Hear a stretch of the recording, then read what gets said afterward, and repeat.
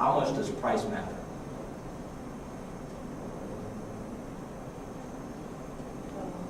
You call me up, I say, Ed Farrow speaking. That's what I normally say when I answer for it. I say, Ed Farrow speaking.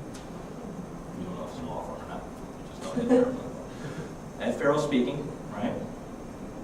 You say, I'm looking for a real estate attorney. How much do you cost? Right? That's what people say, right? That's the first time.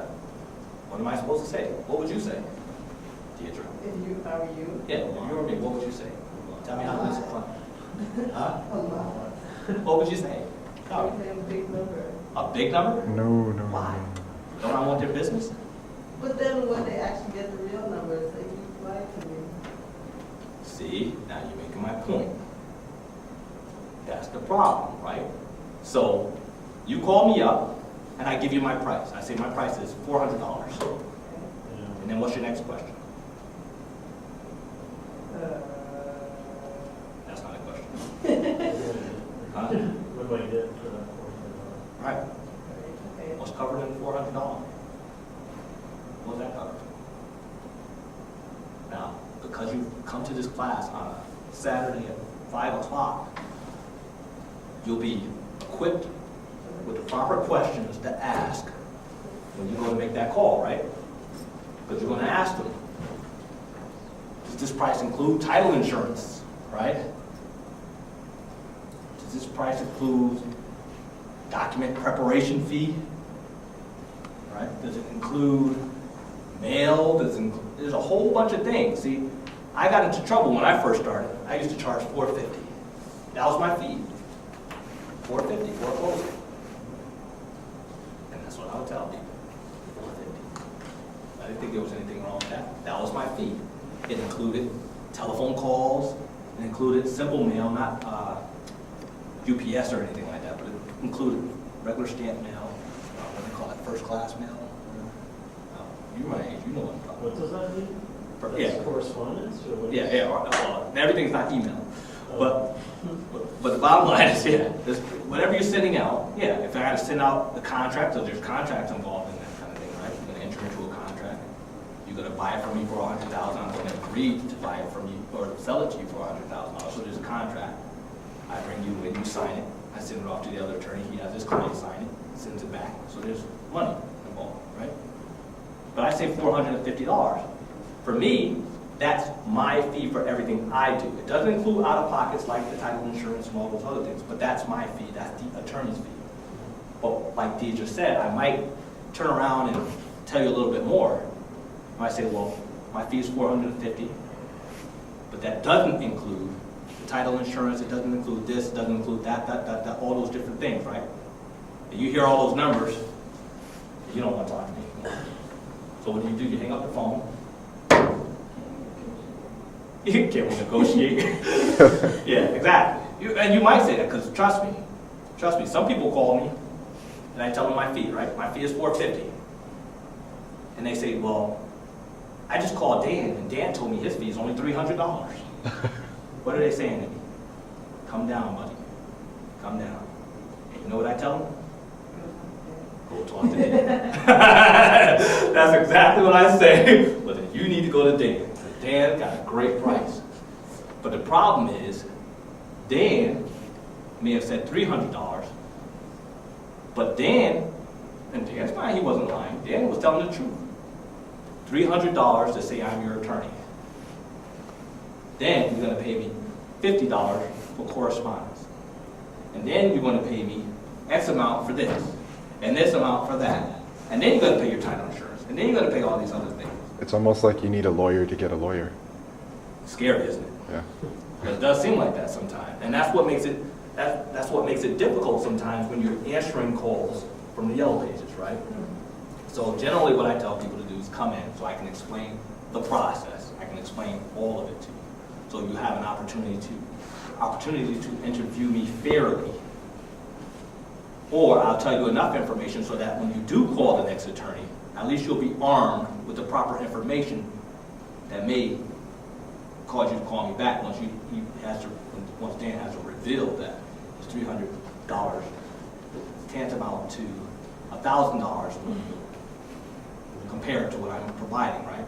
Yeah, I imagine you're probably gonna sign some kind of contract outlining the fees and everything at some point. Yeah, you just tough. Yeah. I don't know what to do with you, Dan. We definitely gonna have this conversation after this meeting. Yes, it's called a retainer agreement, right? So even with the retainer agreement, you know what a retainer agreement is? No, Dan just told you what it is. You paying attention? Yeah. A retainer agreement is a document that says you're gonna pay X amount of dollars for my services, and included in those services are X, Y, Z, right?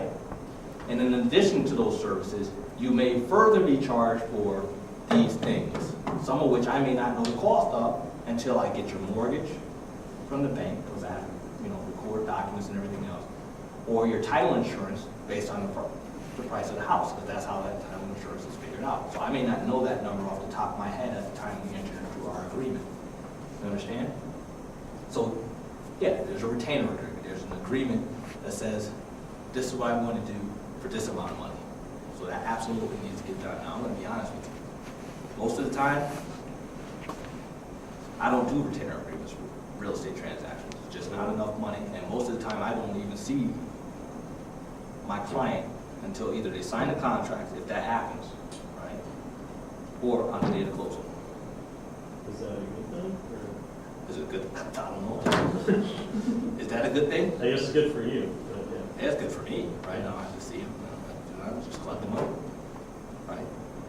But it shouldn't be that way. Technically, I'm supposed to do a retainer agreement. But depending on where you are, some states, some counties, some places, your real estate agent will prepare a contract. You see what I mean? So your attorney would not have prepared a contract. Your real estate agent would have prepared a contract, and the attorney is just going to basically do the process.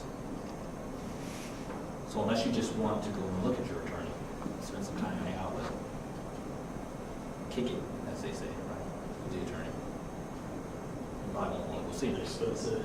Yeah, it could be expensive, right? $400 an hour. Kick it with your attorney. And look, I'm gonna tell you, if you're paying that much per hour for a real estate transaction, you have paid too much.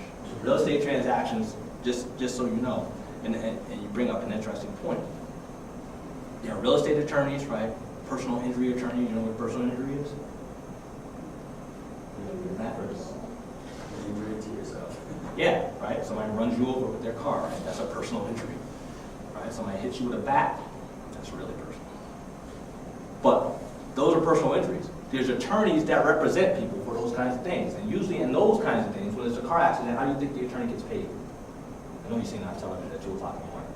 They have a lot of advertising at that time about that kind of stuff. How do they get paid, Matt? Matt, number 2. There's people calling in. How do they actually get copied? People call in, sure, and they sign a retainer, right? How does the attorney get paid from that transaction?